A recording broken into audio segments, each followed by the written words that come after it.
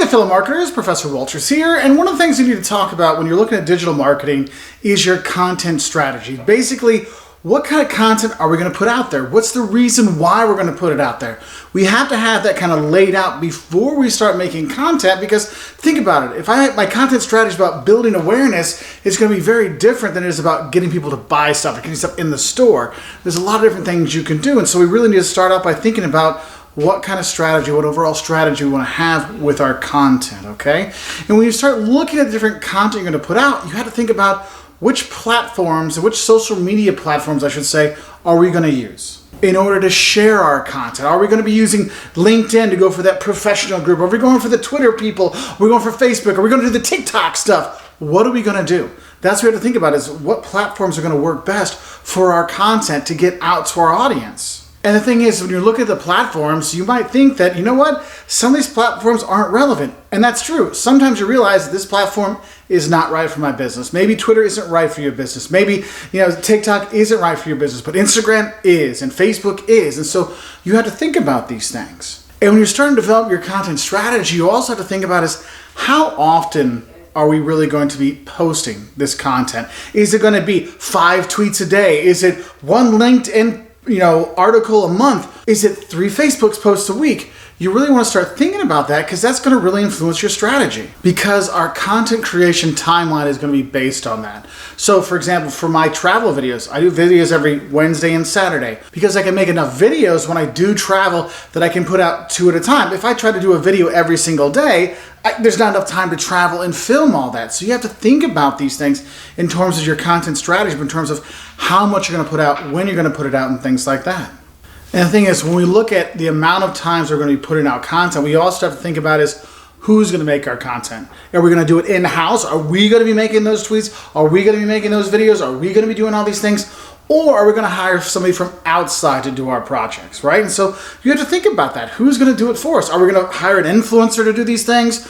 Or are we going to have our own team do it, all right? So that's going to influence your content strategy. And then you might look at what we call repurposing and ask yourself, do we have content that we can repurpose into other content? For example, if I have a video, the 10 biggest product fails, and I make a video on that, right? Could I take that 10-minute video, right, and break it up into 10 1-minute long Instagram videos, or 10 1-minute long, TikTok videos, or could I repurpose that information and make it into an infographic? Or if we have like a white paper we wrote, could we take that information that we developed and make an infographic out of it, or make a tweet about it? I mean, you have to think about this. All this content we made, can we repurpose it?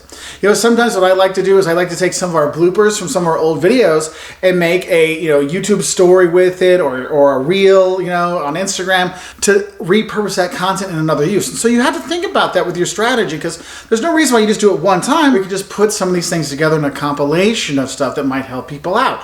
And so you want to kind of think about this, is because you do have a lot of content you've already made that you can repurpose, so you're not trying to reinvent the wheel. When you've already invented it, you can just use it in different ways. But really, what you really got to think about with your content strategy is, what is your overall goal? What is that big main purpose of your social media, of the content you're going to create? What do you want to get across to those social media viewers?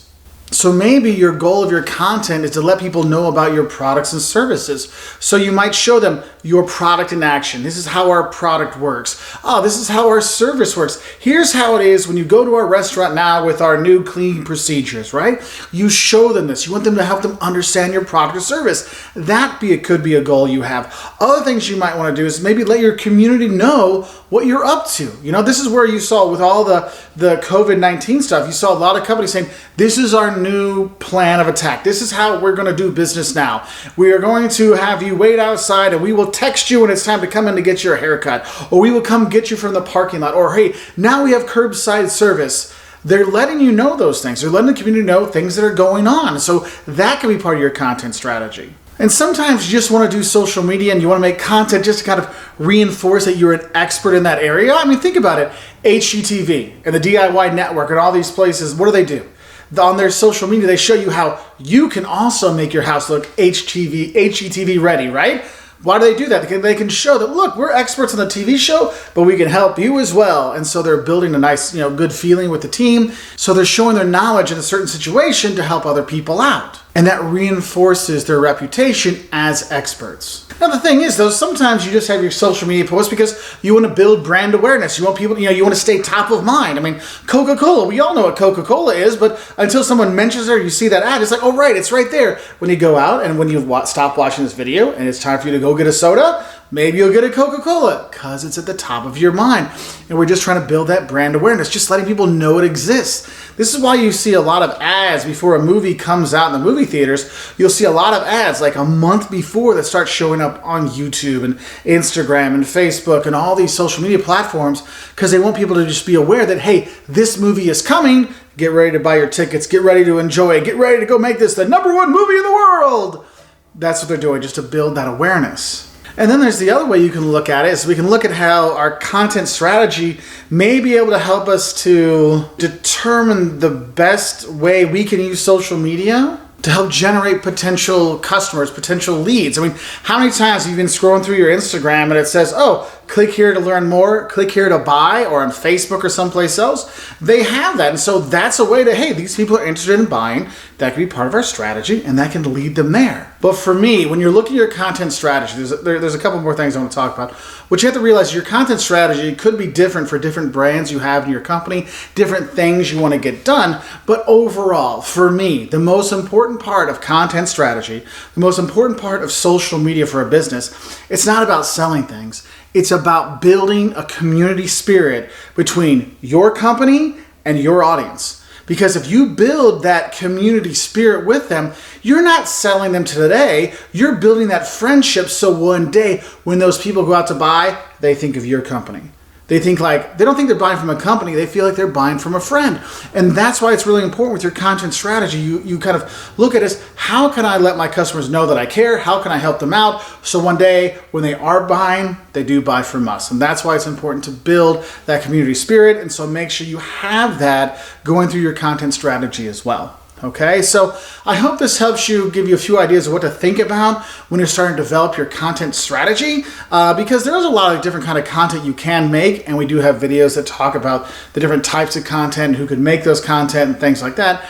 But it's just something I wanted you to think about overall when you're developing that strategy. Because honestly, if you don't have a content strategy, you're kind of shooting in the dark and you're not going to get anywhere. Okay, you want to have a good, really laid out strategy so you see point by point what we're going to do to grow our business online. Okay, so I hope that helps, and I wish you all the best, and I'll say bye from here in this kitchen.